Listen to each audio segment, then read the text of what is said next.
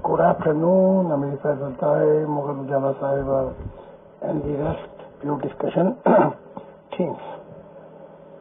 Thank you and bless our this days when we search to come to know God. And I wish you have a nice day, and I'm ready. Whenever you have time, we can start question answer. Thank you and God bless you. Assalamu alaikum wa rahmatullahi wa barakatuhu to all dear group members of Pure Discussion Group. ہم آج ایک بار پھر سے محترم زاہد خان صاحب کا پرخلوص استقبال کرتے ہیں پیور ڈسکشن گروپ میں. ان کو ویلکم کہتے ہیں ایک اور سوال و جواب کی نشست کے لیے. اور آج کی یہ نشست کے بھی سوال و جواب جو ہوں گے وہ مینلی مغل صاحبہ ہی کریں گی. شکریہ. السلام علیکم ورحمۃ اللہ وبرکاتہ. بہت شکریہ فیصل بھائی. ہم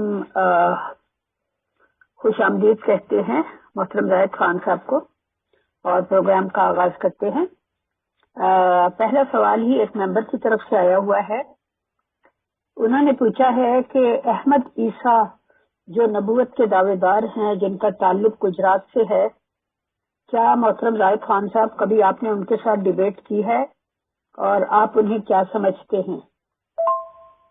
وعلیکم السلام ورحمۃ اللہ وبرکاتہ ٹو محترم Zahid Khan sahab and Mughal band. Please start the session. شکریہ. خدا کا سلام ہو آپ پر اور آپ سب پر.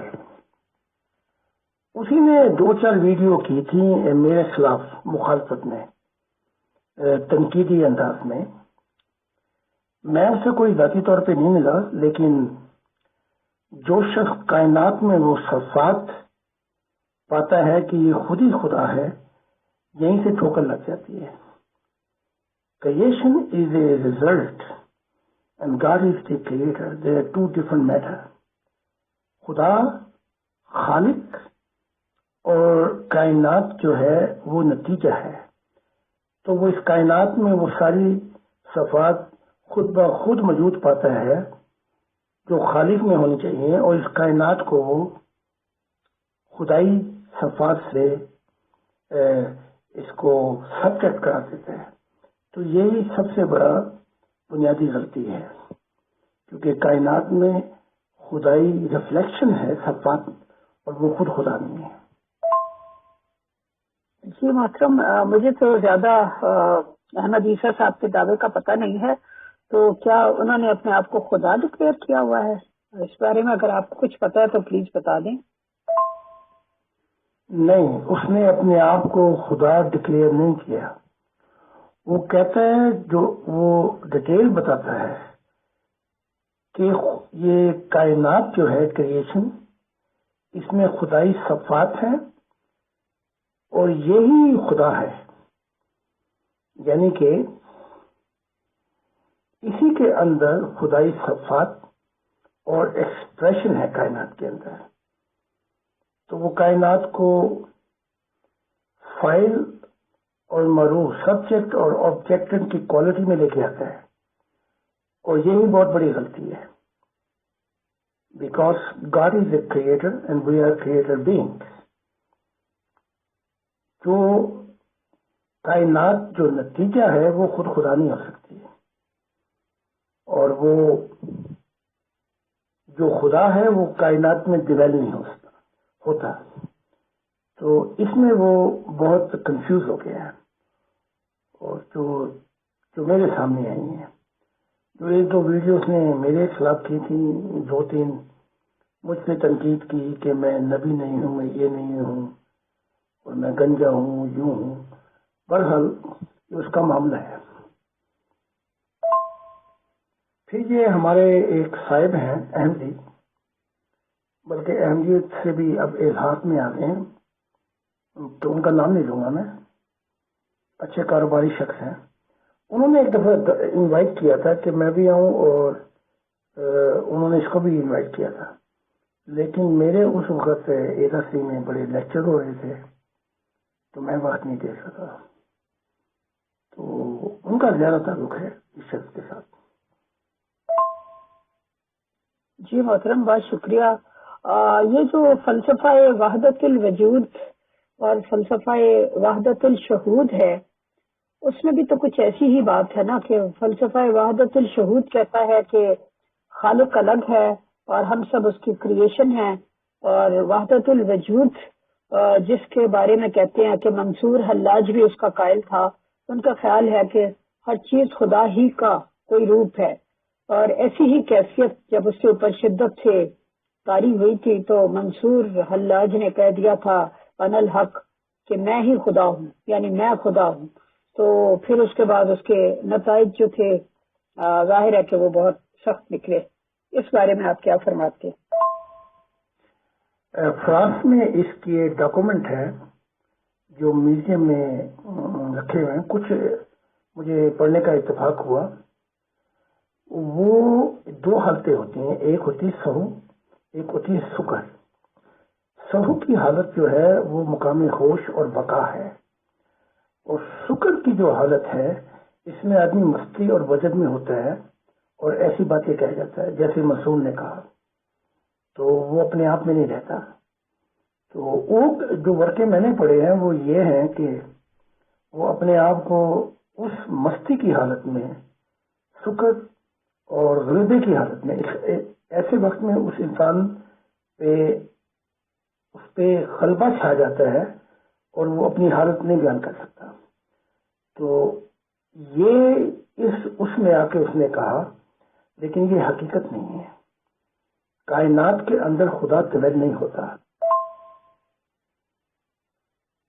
ہندو ازم میں اگر یہ لے لیا جائے کہ خدا سانپ میں بھی ہے، خدا ہر چیز میں موجود ہے، خدا ہٹلر میں بھی ہے، خدا مسلینی میں بھی ہے، تو پھر ہمیں ڈکٹیٹر عامر کو ماننے میں کوئی خباثت نہیں ہو سکتی، کیونکہ خدا تو اس میں بھی ہے، خدا درخت میں بھی ہے، سانپ میں بھی ہے. نہیں، یہ ایسا نہیں ہے. خدا ایسے ہے جیسے مصور ایک تصویر بناتا ہے، اظہار کرتا ہے وہ اپنی مصوری کا، لیکن وہ تصویر کے اندر خود دویل نہیں ہو جاتا، یعنی کہ خود سما نہیں جاتا. تو ایک انسانی کائنات نہیں ہے، یہ انگنت کائناتیں ہیں ظاہری جہانوں میں، تو یہ اس کا اظہار ہے، وہ خود ان میں نہیں ہے. تو میں ایسی حالتوں کو بہت خوب جانتا ہوں. شکر کی حالت کے اندر انسان پہ ایسی کیفیات آ جاتی ہیں جیسے غلام احمد قادیانی نے کہا میں خدا ہوں. تو یہ حالتیں آدمی مست ہو جاتا ہے، اپنے آپ کو اس پہ غلبہ نہیں رہتا، اس پہ غلبہ چھا جاتا ہے. لیکن سہو کی حالتیں جو ہیں یہ خدا کی خاص عنایات اور یہ خدا کی بقا کی حالتیں ہیں، جب آدمی اپنے آپ کو پورے حواس کے ساتھ مشاہدہ کرے اور اپنے آپ کو نہ کھو پائے. میں ان دونوں حالتوں سے گزرا ہوں. 50 سال کا عرصہ بڑا لمبا ہوتا ہے، تو اس کا اظہار میں یوں کروں گا. سکر کی حالت جیسے منصور بن حلاج یا دوسرے بزرگوں کی تھی، یہ بچوں کا میدان ہے. کیا ہے؟ بچوں کا میدان. اور سہو جو حالتیں ہیں یہ مردوں کا میدان ہے، جو خدا سے بقا پا گئے اور وہ اب ان پہ ایسی چیز غالب نہیں ہو سکتی کہ وہ ان کے حواس کو کھو بیٹھے. تو یہ ہے مردوں کا میدان جو ہے وہ کاملیت کی طرف اشارہ کرتا ہے. جیسے ابراہیم کے متعلق تھا، ہم اسے اپنی بادشاہتیں دکھاتے تھے کہ اسے کامل کرتے ہیں. تو یہ فرق ہے، اگر کہیں گے تو اور فرق کر کے بتا دیتا ہوں. جی محترم، بہت شکریہ. آپ نے فرمایا اس وقت اس کی شکر کی حالت تھی. تو شکر کی حالت جو ہوتی ہے وہ ایک مجذوبی سی کیفیت ہوتی ہے، یعنی مست قسم کی کیفیت ہوتی ہے جس میں انسان اپنے حواس کھو دیتا ہے اور یوں سمجھیں کہ عقل و فہم سے ماورا ہو جاتا ہے. اور اس کو ایسا ہی اس وقت منصور بن حلاج کو ایسا ہی محسوس ہوا ہوگا کہ انا الحق یعنی میں خدا ہوں. لیکن بات یہ ہے کہ ایسی حالت جس شخص کی ہو جس کو اپنا ہوش نہ رہا ہو تو اس کے اوپر تو حد ویسے ہی جاری نہیں ہوتی. تو پھر ان حکمرانوں نے جنہوں نے اس کو سولی چڑھایا تو یہ نہیں سوچا کہ ایسے بندے کے اوپر حد لگ ہی نہیں سکتی. یہ حکمران ظالم قسم کے لوگ تھے، شریعت والے تھے اور علمی کیڑے تھے، بلکہ علم بھی نہیں تھا ان کے پاس۔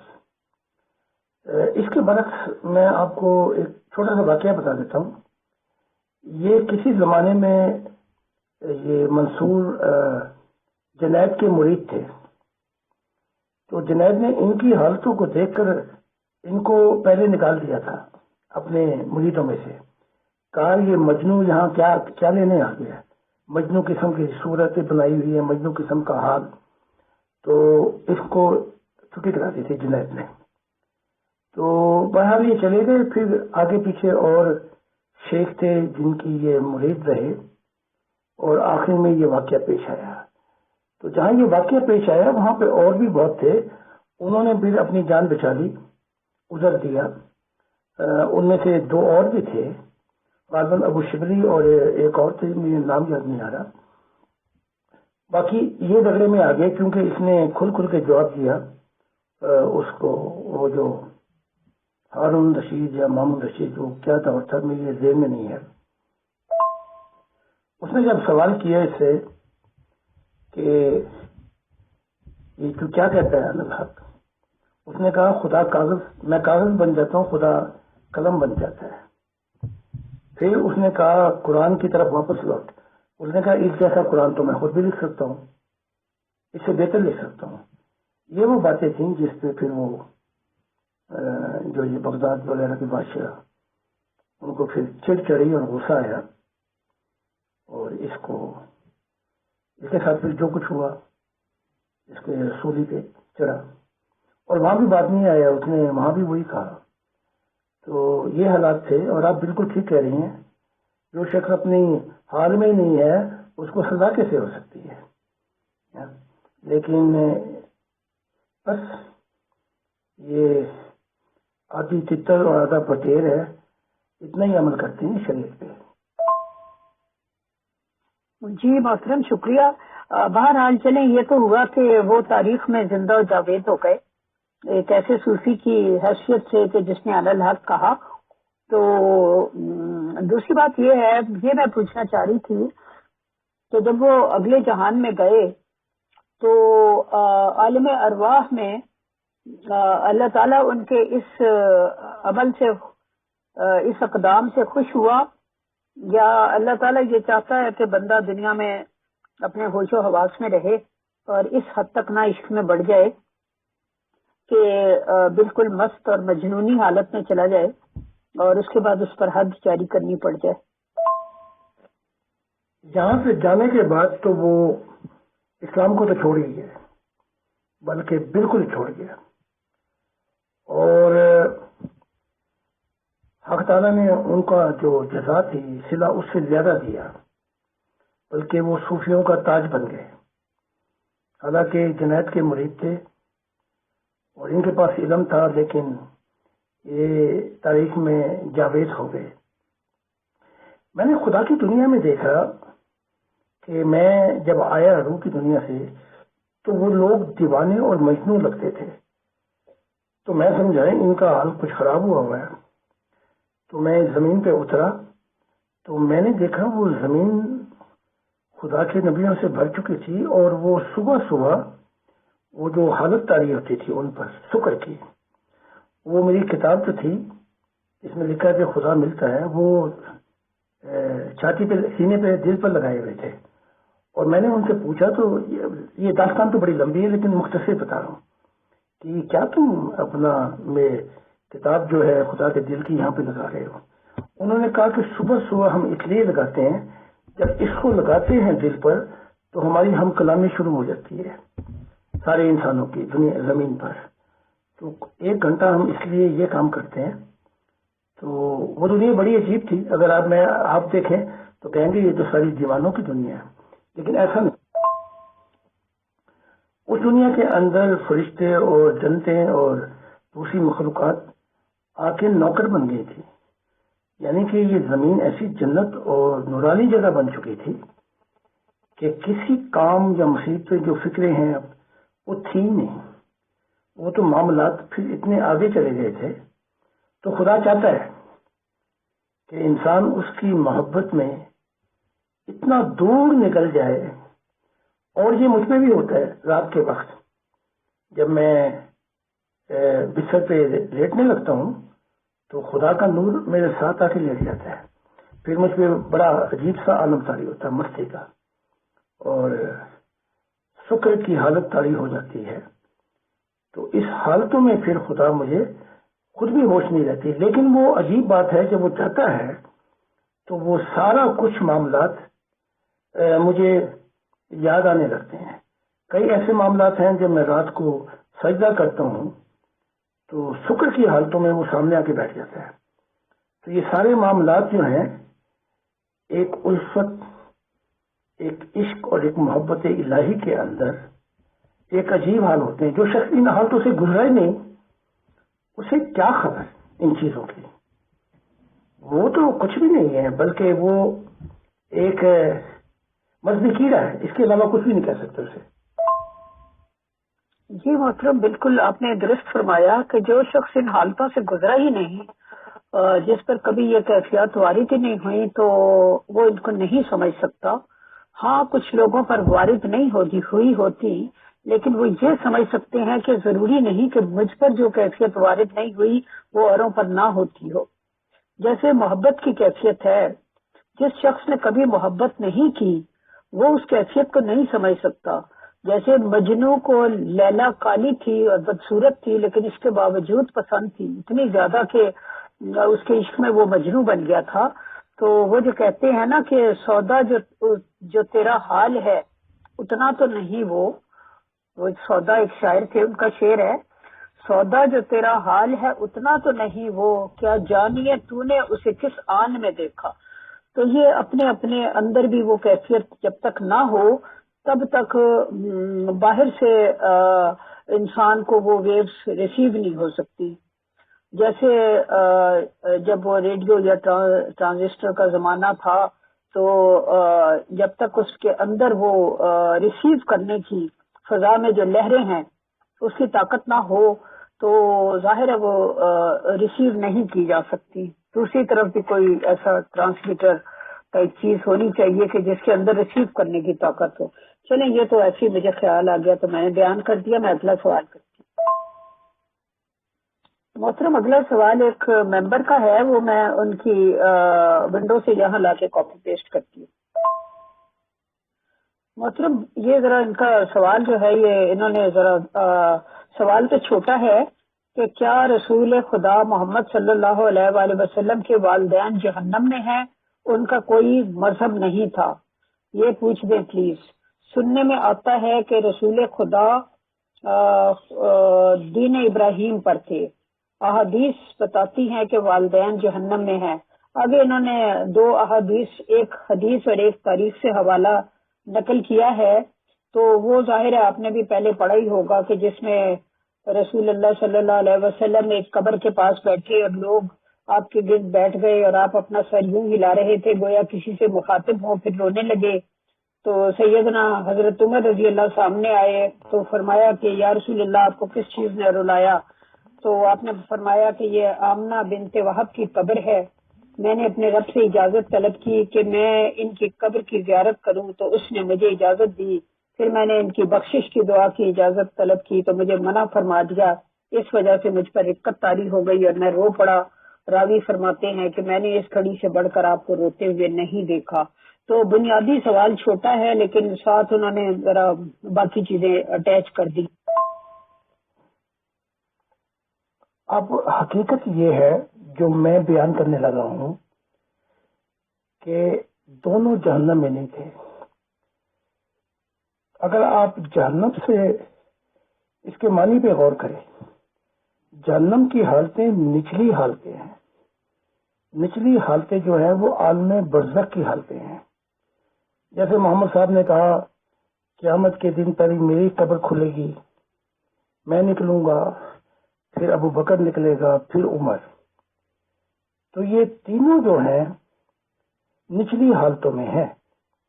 کچھ دیر کے لیے اوپر، پھر عالم برزخ میں آ جاتے ہیں اور انہیں بہت کام کرنا پڑتا ہے. تو یہ دوستوں کی حالتیں نہیں ہیں.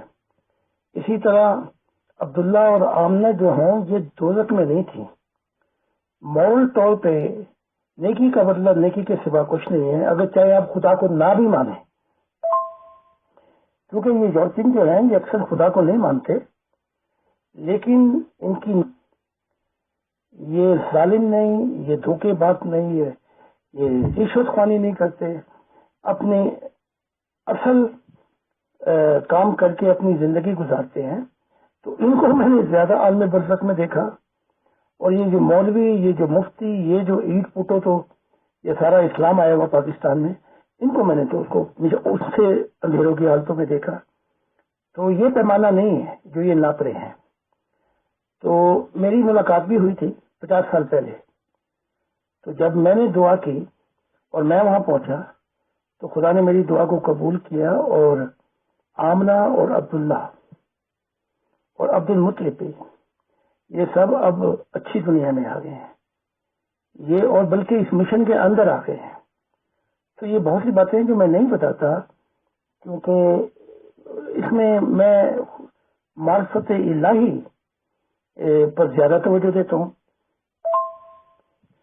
یہ تو حدیث بھی ہے کہ میں ملت ابراہیم پہ ہوں، لیکن کڑوی سچائی یہ ہے کہ محمد صاحب ملت ابراہیم پہ نہیں تھے، کیونکہ ملت ابراہیم جو تھی اس میں تو شریعت بھی نہیں تھی. اس میں تو یہ جو شریعت کے سخت ترین، جسے عیسیٰ کہتے ہیں کہ میں قربانی قبول نہیں کرتا، مجھے رحم قبول ہے.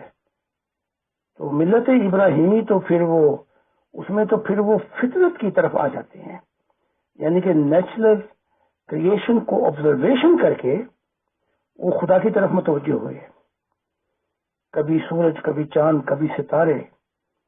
تو اگر یوں کہہ لیں کہ ابراہیم بھی ہندو تھے تو اس میں کوئی حرج تو نہیں ہے. یہ بھی تو ذرائع تلاش کرتے ہیں ہندو لوگ.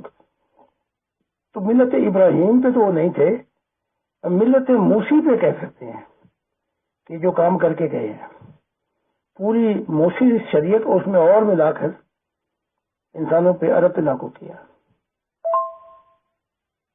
جی محترم، اگلا سوال یہ ہے کہ حضرت عیسیٰ ابن مریم کے بارے میں، یعنی آنے والے عیسیٰ کے بارے میں، سیکنڈ کمنگ کے بارے میں جو یہ حدیث ہے رسول پاک صلی اللہ علیہ وسلم کی کہ وہ میرے ساتھ میری ہی قبر میں دفن ہوگا، تو اس کا کیا مطلب ہے؟ اگر کوئی یہ کہے کہ میں خلیفہ بن جاؤں گا اور وہ قبر پھاڑی جائے گی، کھودی جائے گی اور مجھے اس کے اندر دفن کیا جائے گا، تو ذرا دماغ ہل گیا ہے. ایسی کوئی بات نہیں ہے. نہ کوئی کسی کو خلیفہ بننا دے گا، چاہے وہ عیسیٰ خود بھی آ جائے. اور قبر کھود کے اس کو دفن کرنے کا تو سوال ہی نہیں پیدا ہوتا. وہ پھیٹا لگے گا ایسے عیسیٰ کا کہ 14 طبق روشن ہو جائیں گے. مراد یہ ہے کہ اس کی قبر میں دفن کیا جائے گا. اس سے مراد یہ ہے کہ اس کا انجام میرے جیسا ہوگا، یعنی کہ اس کا سفر جو ہے وہ اسلامی شریعت اور میرے امام میں ہوں گا، اس کا انجام جو ہے وہ مجھ جیسا ہوگا جیسے میرے پہ حالات آئے. یہ مطلب ہے. جی محترم، شکریہ. اگلا سوال یہ ہے کہ پیغمبر اسلام صلی اللہ علیہ وسلم کا جو معراج کا واقعہ ہے اس کے بارے میں عالم اسلام 2 حصوں میں تقسیم ہے. بہت سے لوگ جو ہیں جماعت احمدیہ بھی اور اس کے علاوہ بھی بہت سے اسکالر جیسے جاوید احمد غامدی صاحب اور بھی بہت سے اسکالرز ہیں یہ کہتے ہیں کہ یہ ایک لطیف قسم کا کشف تھا اور ایک لطیف جسم کے ساتھ کشفی حالت میں آپ نے یہ سفر کیا معراج کا، اور دوسرے کہتے ہیں کہ یہ جسمانی صورتحال میں تھا. تو آپ کا اس کے بارے میں کیا خیال ہے؟ اس کے متعلق غلام احمد قادیان نے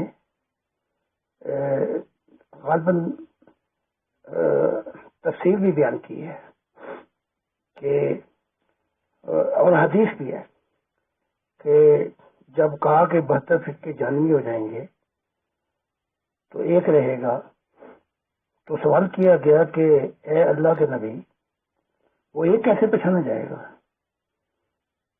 تو آپ نے کہا اس میں کیا مشکل ہے، یعنی اتنی 72 فرقے ہوں گے تو مشکل ہو جائے گا۔ کہا اس میں کون سی مشکل کی بات ہے، جو ہمارے حالات ہیں وہی اس کے حالات ہوں گے، اور جیسے ہم دکھوں مصیبتوں سے گزر رہے ہیں اس کا بھی یہی حال ہوگا، تو پہچاننے میں کیا دشواری آئی؟ تو اس طریقے سے غلام احمد قادیانی نے اور محمد عربی کی حدیث بھی ہے، تو صاحب بتا دیا کہ وہ 73واں فرقہ کا جو ایک نہیں ہوا، کئی ہوئے، 2 یا 3 غالباً یاد نہیں آ رہا، وہ روحانی معراج ہیں۔ اس میں عائشہ بھی کہتی ہے کہ جسم تو میرے پاس تھا، تو روحانی معراج ہے۔ اب میں کچھ اور کیفیت بیان کرتا ہوں کہ میں کمرے میں ہوتا ہوں تو جنتے جو ہیں یہ سب کچھ پھٹ جاتا ہے،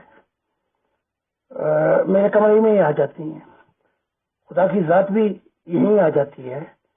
تو ایسی صورت کے اندر یہ مقام سہو ہے، وہ جسم سے بھی معراج ہو رہی ہے اور روح سے بھی معراج ہو رہی ہے، بلکہ میں اس سے بھی زیادہ آگے آؤں گا کہ وہ جسم سے بھی معراج ہو رہی ہے، دماغ سے بھی معراج ہو رہی ہے، ضمیر کی بھی معراج ہو رہی ہے، اور دل کی بھی اور روح کی بھی معراج۔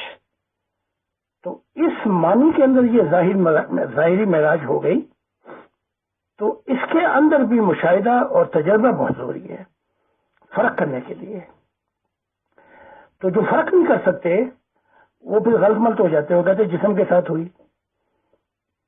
جو ادھر نہیں فرق کر سکتے وہ کہتے ہیں کہ روح معراج ہوئی،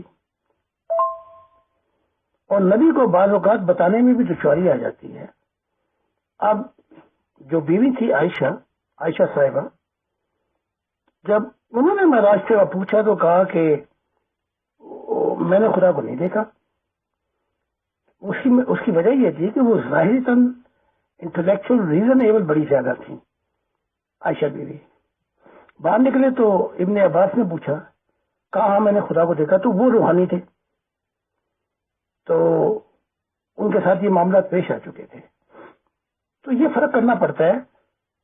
تو جیسے ابھی میں نے تفصیل بیان کی کہ میری حالت ایسی ہوتی ہے کہ وہ معراج مجھ پہ وہ آسمان، وہ جنتیں، وہ خدا کی ذات خود ہی آ جاتی ہے۔ تو اس کے اندر جسم بھی دیکھ رہا ہے، روح بھی دیکھ رہی ہے۔ یہ بڑا لطیف سفر اور تجربہ ہے جو میں آپ کو بیان کر کے اس گلجن کو سلجھا رہا ہوں تاکہ فرق پیدا ہو سکے، اور وہ جو اہل سائل ہیں، جو توصف یا جو اس سے گزر چکے ہیں، وہ میری بات کی تصدیق کریں گے۔ جی محترم، جہاں یہ سوال پیدا ہوتا ہے کہ آپ اپنی روحانی سفروں کی داستان اور عالم افلاک کی سیریں بھی، اور جیسا کہ ابھی آپ فرما رہے ہیں کہ جنتیں اور وہ سب کچھ آپ کے کمرے میں ہی آ جاتا ہے، اور اسی طرح آپ کے ماننے والوں کو بھی اسی طرح کی سیریں جو ہیں وہ بیان کی جاتی ہیں۔ اس طرح اگر ہم پچھلے صوفیہ کی داستانیں پڑھیں، تذکرۃ الاولیاء اور اس ٹائپ کی کتابیں پڑھیں، تو ان میں بھی بایزید بسطامی اور دیگر صوفیہ کرام نے بڑی لمبی لمبی اپنی معراج جو ہیں ان کا ذکر کیا ہے، ان کے قصے لکھے ہیں۔ تو مجھے پھر یہ بات سمجھ میں نہیں آتی کہ پھر پیغمبر اسلام صلی اللہ علیہ وآلہ وسلم کا معراج جو ہے اس کو اتنی زیادہ اہمیت کیوں دی جاتی ہے، جبکہ وہ انہیں ایک ہی دفعہ ہوا، یا شاید 2 دفعہ ہوا ہو، آئی ایم ناٹ شیور۔ لیکن یہ ہے کہ جب یہ چیز روحانی لوگوں میں اتنی عام ہے، اور اب تو جیسے کہ آپ کہتے ہیں کہ آپ کے مطلب انڈر 17 انبیاء آ چکے ہیں، اور وہ بھی اس قسم کی مشاہدات بھی کرتے ہیں اور سیریں بھی انہیں کرائی جاتی ہیں، تو پھر اس معراج میں ایسا خاص بات کیا تھی، یہ میں جاننا چاہتی ہوں۔ بلکہ مزید مجھے یاد آیا کہ انہیں تو ہر آسمان پہ روکا گیا، حالانکہ جبرائیل ساتھ تھے، لیکن وہاں کے فرشتوں نے پوچھا کہ بھئی یہ جبرائیل سے کہ یہ آپ کے ساتھ کون ہے؟ تو انہوں نے کہا محمد صلی اللہ علیہ وسلم ہے۔ تو انہوں نے کہا کہ کیا یہ خود آئے ہیں یا بلوائے گئے ہیں؟ تو انہوں نے کہا کہ بلوائے گئے ہیں۔ تو اس طرح وہ ابھی اس پہ پہنچے، پھر وہاں کچھ نظارے ہیں، پھر اگلے پہ پہنچے، پھر وہاں پوچھا گیا کہ کیا یہ بلوائے گئے ہیں، آپ کے ساتھ کون ہے؟ تو مطلب یہ ہے کہ قدم قدم پہ روکا گیا، پھر کہیں جا کے فائنلی وہاں تک پہنچے۔ تو آپ کو تو کہیں روکا بھی نہیں جاتا، آپ تو ڈائریکٹ سلائڈس لے رہے ہیں، تو یہ راز بھی میری سمجھ میں نہیں آیا۔ چیزوں کو سمجھنے کی ضرورت ہے۔ آپ نے کہا کہ میری چھت پڑ گئی، آپ دیکھیں نا، آپ لیٹے ہوئے ہیں اور چھت پڑے اور چھت آپ کے اوپر آ کے گئے تو آپ کا تو کام ہی ہو گیا۔ تو مراد یہ روحانی سفر ہے۔ عائشہ سامنے بیوی نے بھی گواہی دی، پھر وہ واقعات بھی سامنے آپ کے کہ جب کہا کہ یہ کون شخص ہے، کہا محمد، کہا کیا بتایا گیا ہے، کہا ہاں، پھر آسمان کے دروازے کھلے۔ تو روحانیت کی بھی ابتدائی حالتیں ہیں۔ اب یہ وہ دور آ گیا ہے جیسے پرانے ماڈل میں کبھی کوئی چیز شروع میں ٹی وی آیا تو میں نے دیکھا، میں بچہ تھا، کہ وہ اس کو دیکھنے کے لیے کہیں اسٹیشن پہ ہزاروں لوگ جمع ہو گئے۔ تو یہ حالت مسلمانوں کی ہے۔ لیکن اگر صوفیہ اکرام اپنی باتوں کو اور کھول دیتے جو وہ نہیں کھول سکے، یعنی کہ تفصیلات میں لا کے، تو یہ اتنا بڑا مسئلہ نہ ہوتا جو مسلمان انکار کر دیتے ہیں کہ ہمارے محمد کے بعد کوئی پہنچ ہی نہیں سکتا۔ تو یہ جو جتنی بھی دشواریاں آئی ہیں معراج کے متعلق اور دوسری چیزوں کے متعلق، یہ اس لیے ہوا کہ یہ لکیر کے فقیر ہیں، انہوں نے آگے بڑھ کر مقام مشاہدات کی دنیا میں نہیں پہنچے، اور جو پہنچے صوفیہ بہت سی وجوہات اور خوف کی وجوہات کی وجہ سے مختصر بیان کیا، بلکہ یہ تو مشہور ہے صوفیہ میں کہ سینہ بسینہ وہ بیان کرتے تھے، یعنی کہیں راز نہ کھل جائے اور ہمارا کام ہی نہ ہو جائے۔ تو یہ اب پھر ایک ایسا ماحول، جکڑا ہوا ماحول، جہاں پر ایسی بات کرنے سے جان دینی پڑے، تو یہ بڑا بیکورڈ رہ گیا معراج۔ ورنہ جیسے ابو بکر نے مجھ سے کہا کہ خدا مجھ سے بڑا ناراض ہوا کہ 150 کاربن کتابیں میں نے لکھا بھی ہوا ہے کہ ایسے مشاہدات تھے جو اتنے بیان نہیں کیے بلکہ جلا دیے بعد میں، جو محمد صاحب سے بھی سنے اور خود اپنے آپ بھی دیکھیں کہ کہیں اسلام میں تفرقہ نہ آ جائے۔ تو اگر وہ کھول دیے جاتے تو وہ دروازہ اور زیادہ کھل جاتا، بلکہ پھر علی بھی اپنی حالتیں بتاتے ہیں، پھر تو کیا بات تھی، پھر تو یہ اسلام صوفیت کی دنیا میں آتا، قدم رکھتا۔ تو یہ بہت سی چیزیں جن پہ بات چیت ہو سکتی ہے، اور اب جو دور ہے یہ تو خدا کی مہربانی عنایات ہے، کیونکہ یہ دور نیان اور نئی زمین ہے جہاں خدا کی مرضی پوری ہوگی اور نیا انسان آئے گا۔ جی محترم، بہت شکریہ۔ یعنی کہ زمانہ وقت کے ساتھ ساتھ اتنی ڈیولپمنٹ ہو گئی ہے انسانی شعور میں کہ وہ چیزیں جو 1500 سال پہلے ایک اور رنگ رکھتی تھیں آج کے دور میں ایک اور طرح ہو گئی ہیں۔ آپ دیکھیں نا، ہم لوگ لاکھوں میل دور بیٹھے ایک دوسرے سے اس طرح بات کر رہے ہیں جیسے آمنے سامنے بیٹھے ہوں۔ تو یہ ساری آسانیاں تو اس لحاظ سے شاید اب میں اگلا سوال کرتی ہوں، وہ ذرا میرے ذہن میں کافی عرصے سے گھوم رہا ہے۔ جی، اگلا سوال یہ ہے کہ مولانا رومی جو تھے، ظاہر ہے شمس تبریز کے شاگرد بننے سے پہلے وہاں پہ جہاں پہ بھی وہ تھے وہ بہت بڑے عالم اور استاد سمجھے جاتے تھے، اور بڑی ان کی دنیاوی لحاظ سے وجاہت تھی اور مرتبہ تھا۔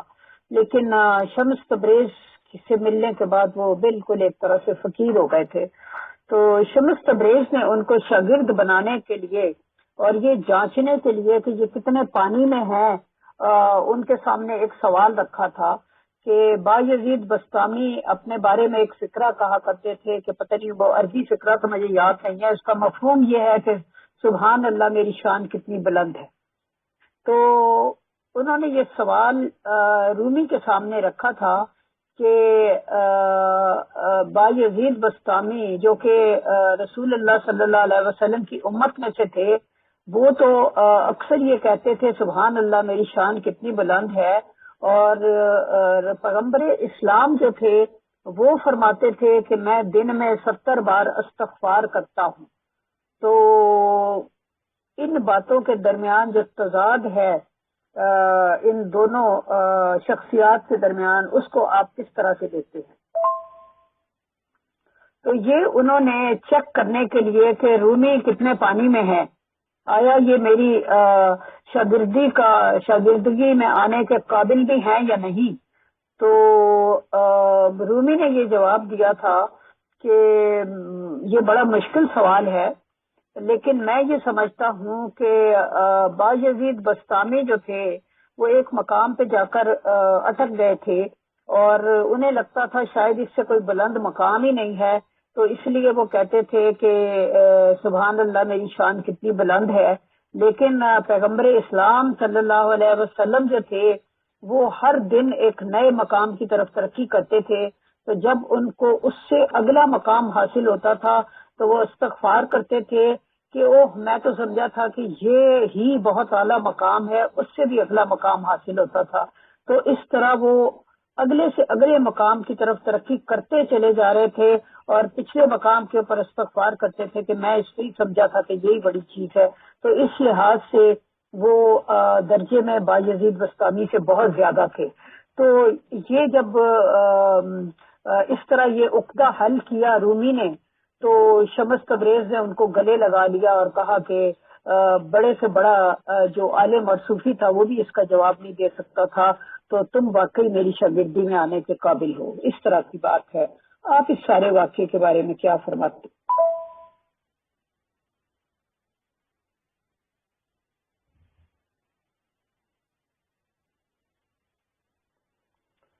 مولانا رومی تبریز سے ملنے سے پہلے، شمس تبریز سے، مولویوں والے فتوے والے مولوی تھے، بحث و مباحثہ کرنے والے، اور قرآن پہ دوسرے فرقوں کے ساتھ حجت کام کرنے والے، اور اس قسم کے مفتی ٹائپ شخص تھے یہ۔ شمس تبریز سے جب ان کی ملاقات ہوتی ہے تو وہ ان کے گھوڑے کی لگام پکڑ کے کھڑے ہوئے۔ اس کی تو خیر معاف کر دیا جو باتیں ہوئیں۔ پھر یہ تبریز جاتے ہیں، شمس تبریز، تو وہاں پہنچتے ہیں جہاں پہ وہ وعظ وغیرہ دیا کرتے تھے، وہاں پہ ایک حوض تھا تو پانی کا، تو مولانا رومی تو تھے نہیں اس وقت وہاں پہ، تو انہوں نے اٹھا کے ان کی کتابوں کو پانی میں پھینک دیا۔ اتنے میں وہ بھی آ گئے مولانا رومی، تو ان کے شریعت کے مولانا رومی کو انہوں نے پکڑا ہوا ہے اور کچھ ان کی کٹائی بھی کی۔ بہرحال مولانا یہ رومی آ گئے، ان سے میں مل چکا ہوں کئی دفعہ مولانا روم سے روح کی دنیا میں۔ اس نے کہا یہ تو نے کیا کیا تبریز کو؟ اس نے کہا کیا کیا؟ اس نے کہا ساری میری زندگی کی محنت ضائع کر دی تو نے، وہ ساری کتابیں اٹھا کے تو نے پانی میں پھینک دی۔ یہ میری زندگی کا حاصل، میری زندگی کی محنت تھی، تو نے ان کو ضائع کر دیا، سارے کتابوں کو اٹھا کے تو نے پانی میں پھینک دیا۔ تو آپ نے کہا میں ابھی واپس کر دیتا ہوں، یہ کون سی بات ہے؟ تو پانی کے تالاب میں گئے، وہ سیاہی سے بھر چکا تھا کیونکہ اس زمانے میں سیاہی سے لکھتے تھے، تو گئے تو کتابوں کو اٹھا کے پانی میں سے جھاڑ کے دینے لگے مولانا روم کو، تو دیکھا کہ وہ کتابیں بھی خوش تھی، وہ جھاڑ کے دے رہے تھے اور اس میں سے گرد نہیں کر رہی تھی۔ بس یہ واقعہ دیکھ کے پھر رومی کی دنیا بدل گئی، سب کچھ چھوڑ چھاڑ کے پھر ان کے پیچھے ہو لیے۔ اور بڑے واقعات تھے، لیکن اچھے مشاہدوں پہ استغفر اللہ نہیں کہتے. جب خدا دکھاتا ہے نئے سے نئے معاملات تو سبحان اللہ کہتے ہیں کہ قالوا سبحان اللہ. تو یہ جو خدا ایسے مقامات دکھائے اور استغفر اللہ پڑھنا شروع کر دیں، یہاں پہ سبحان اللہ کہتے ہیں کہ تیری ذات پاک ہے، تو بہت اونچا ہے. تو اور بڑے واقعات ہیں شمس تبریز کے، میں ان دونوں سے ہی ملا ہوا ہوں، میں دونوں کو ہی جانتا ہوں روح کی دنیا سے. تو یہ وہ حالات تھے اپنا.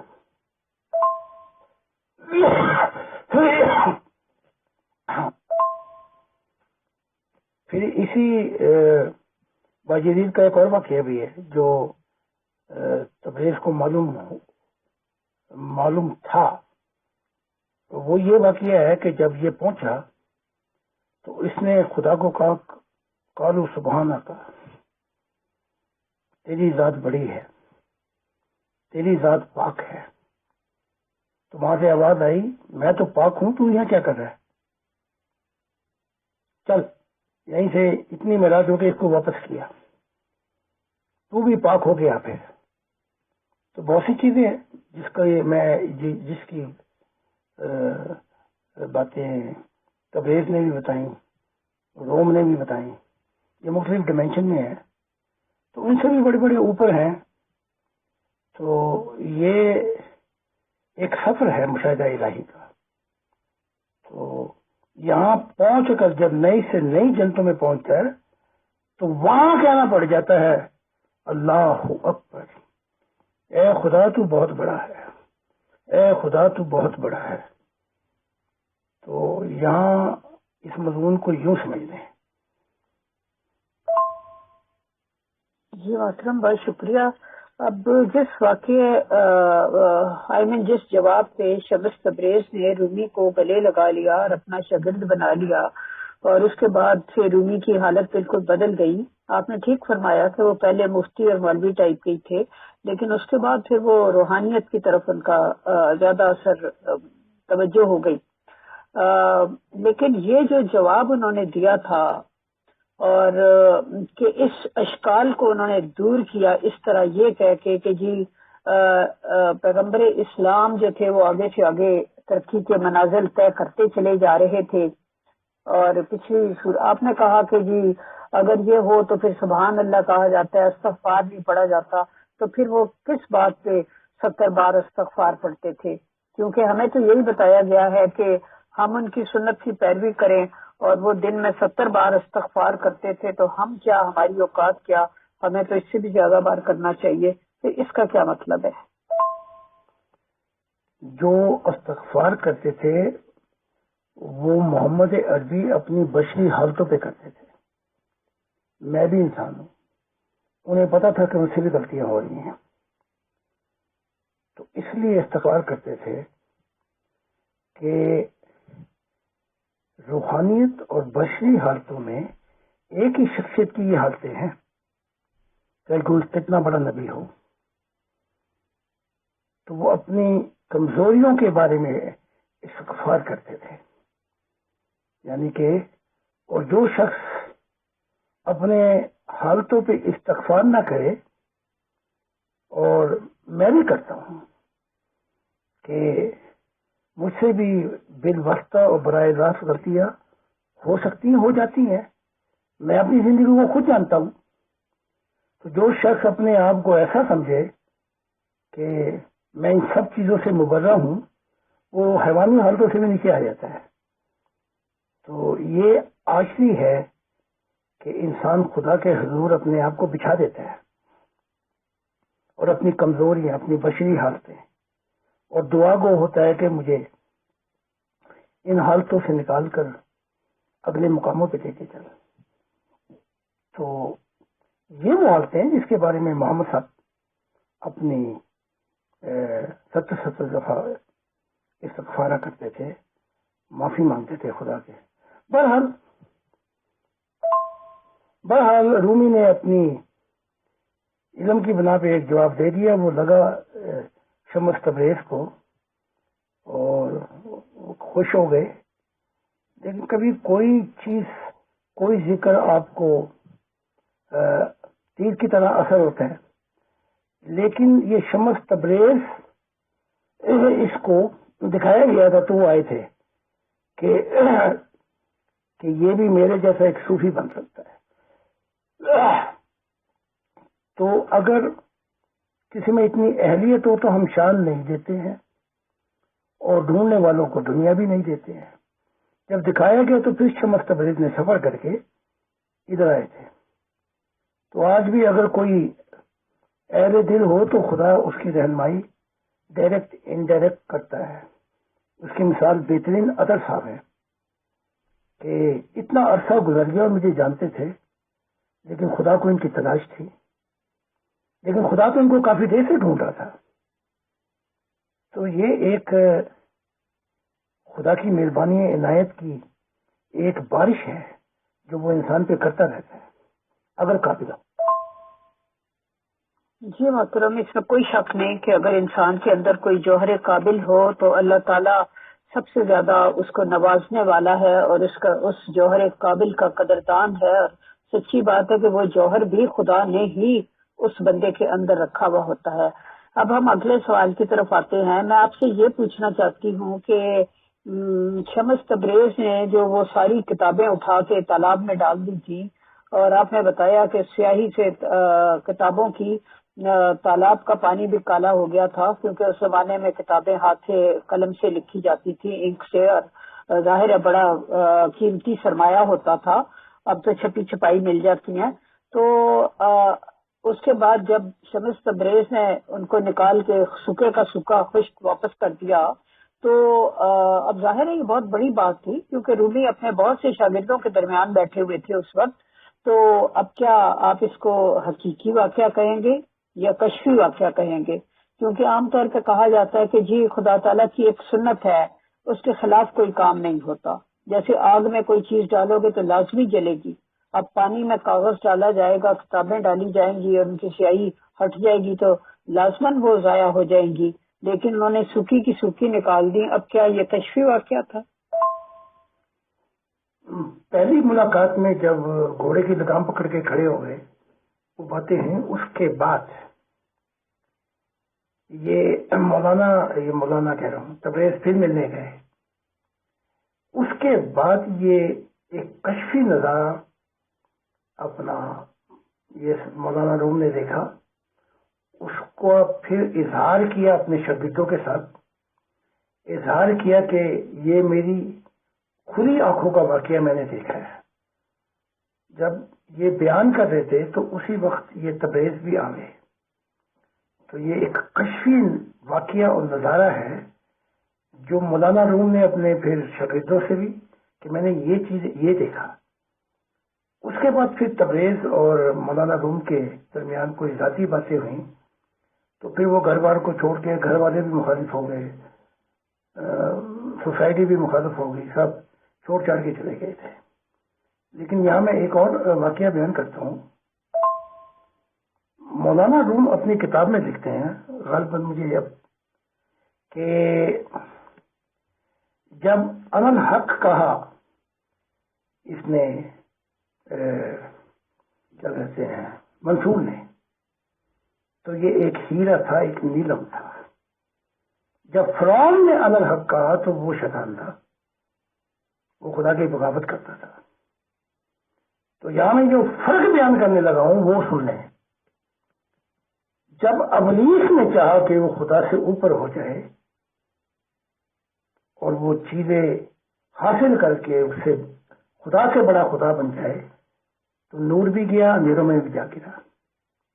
اب جو میں نے چاہا کہ میں مٹ کرے خدا کے لیے محبت میں مٹا دیا جاؤں تو خدا نے اٹھا کر مجھے تخت پہ بھی بٹھا دیا اور میں سجدے میں تھا تو اٹھا کے مجھے اپنے کندھے پہ بھی بٹھا دیا اور کہا تم مجھ سے بھی بڑا خدا ہے. تو میں فرق بیان کر رہا ہوں الحق کا. شمس تبریز سے تو کئی ملاقاتیں ہو گئی ہیں. یہ ہے ایموشنل دنیا کے اندر شریعت کی دنیا میں بالکل نہیں، نہ اسلام کی دنیا میں ہے، اور اس نے بھی اصل باتیں نہیں بتائیں، اور جو کچھ بتایا ہے سینہ بسینہ وہ مولانا روم کو بتایا ہے، تو یہ اگلی دنیا میں ہے۔ مولانا روم جو ہے وہ علم اور روحانیت کی نچلی دنیا میں ہے، تو ہر کوئی وہاں جاتا ہے جہاں اس کی روحانیت ہوتی ہے، اور مفہوم ان دونوں سے بھی آگے۔ تو یہ جذبہ محبت ہے جو جتنا نور کا بیج پا کے اپنے اندر اس کی آبشاری کرتا ہے،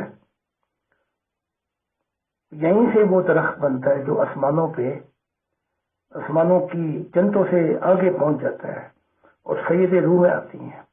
میں نے جنید کو دیکھا کہ جب وہ ان کا ایک محل ہے، جب وہ وہاں معرفت الہی کے بارے میں بولتے ہیں تو کئی سید ولی اللہ اور کئی جو پرواز کر سکتے ہیں وہ دنیا میں پہنچ کر جنید کا لیکچر سنتے ہیں، بات سنتے ہیں۔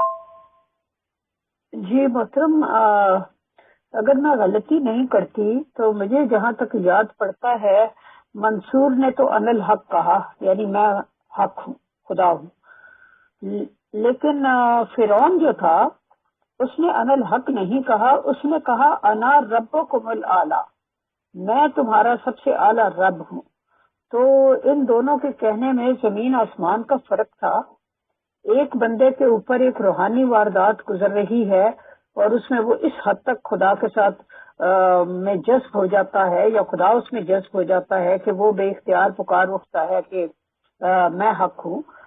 لیکن فرعون جو ہے وہ لوگوں کو مخاطب کر کے ان کے اوپر اپنی حکومت اور برتری جتانے کے لیے ان کو کہہ رہا ہے، اپنے عوام کو، کہ میں تمہارا سب سے بڑا رب ہوں۔ تو ظاہر ہے کہ اس بات کے اوپر فرعون کی تو پھر پھینٹی لگنی چاہیے تھی نا۔ میں نے صرف موٹیویشن بتایا ہے، نیت کیا ہے، ابلیس کی جو نیت تھی وہ کیا تھی، فرعون جو بھی تھا اس کی نیت کیا تھی، وہ they wanted to finish the need of God، وہ خدا کی ضرورت کو ختم کرنا چاہتے تھے۔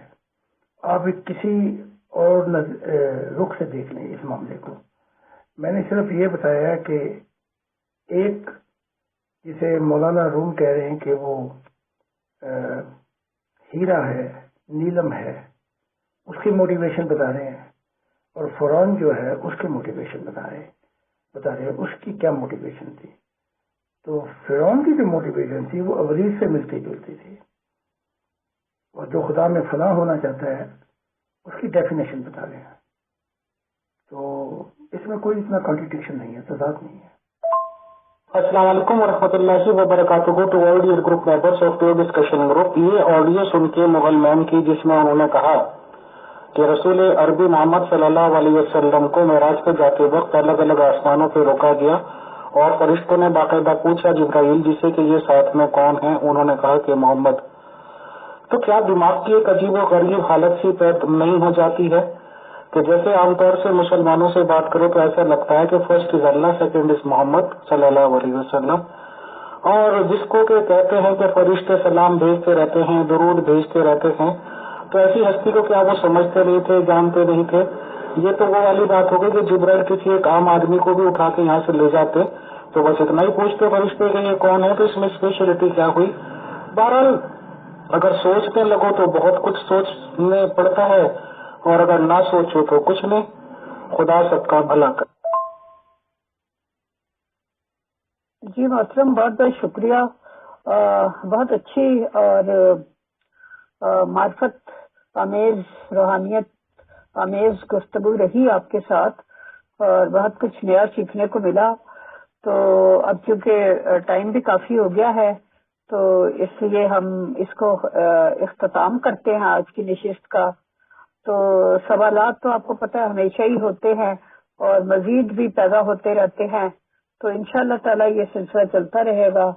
تو آپ کا بہت شکریہ، اور محبت اور خندہ پشانی اور شفقت کے ساتھ جوابات دینے کا بہت بہت شکریہ۔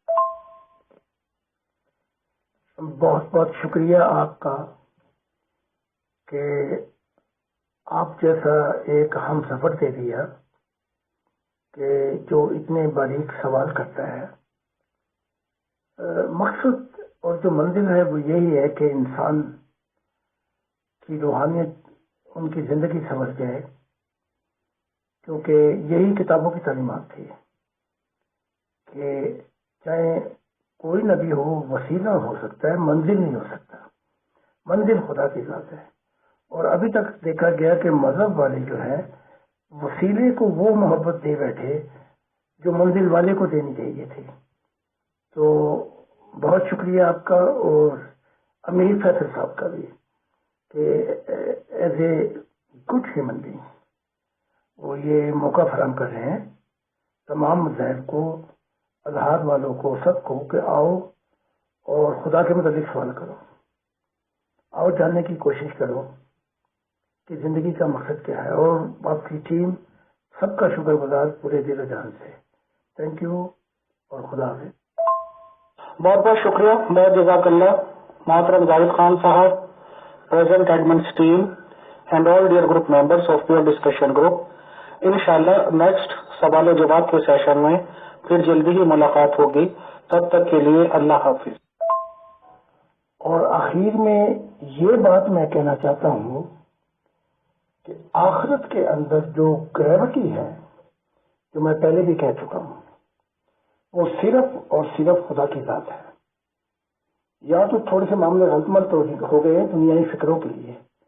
وہاں ہر شخص چاہتا ہے کہ تھوڑا سا نزدیک ہو جاتا خدا کے تو میری زندگی کی منزل بدل جاتی. اور یہ تاریخی فکرہ میں آپ کو بتا دینا چاہتا ہوں.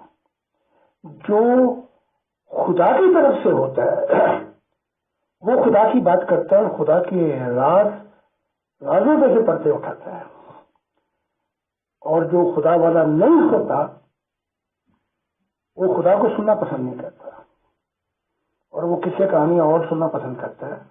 یہ زندگی بہت تھوڑی ہے. یہ زندگی جو ہے ایک خدا کو پانے کے لیے، تلاش کرنے کے لیے ناکافی ہے، اس کو پانے کے لیے ناکافی ہے. اور آخرت کی زندگی خدا کے ساتھ سفر کرنے کے لیے ناکافی ہے. تو ہمیں چاہیے کہ ان گلجنوں بخیروں میں چھوڑ کر اگر ہم ہیں کچھ بھی نبوت کا دعویٰ کرتے ہیں تو خدا کے رازوں پہ سے کچھ پردہ ہٹا دیں تاکہ انسان کو اس کی منزل مل جائے. جی محترم، مجھے خود آپ کے ساتھ گفتگو کا اس لحاظ سے بہت لطف آتا ہے کہ یہ ایسے سوالات ہیں کہ جو کسی اور سے پوچھے نہیں جا سکتے. کم از کم میری نگاہ میں تو کوئی ایسا شخص نہیں ہے کہ جس سے یہ سوالات پوچھے جا سکیں. جب تک کسی کے روحانی تجربات اور مشاہدات اتنے وسیع نہ ہوں جو آپ اپنے بیان فرماتے ہیں تو اس کے بغیر کسی سے ہم کیا پوچھیں گے. روحانی معاملات کو، آسمانی معاملات کو جس حد تک مذاہب کی کتابوں نے بتایا ہے وہاں تک تو پڑھ ہی چکے تھے. اس کے بعد مزید جاننے کی آرزو تھی، سو وہ اس طرح پوری ہو رہی ہے. تو جزاکم اللہ واحسن الجزا.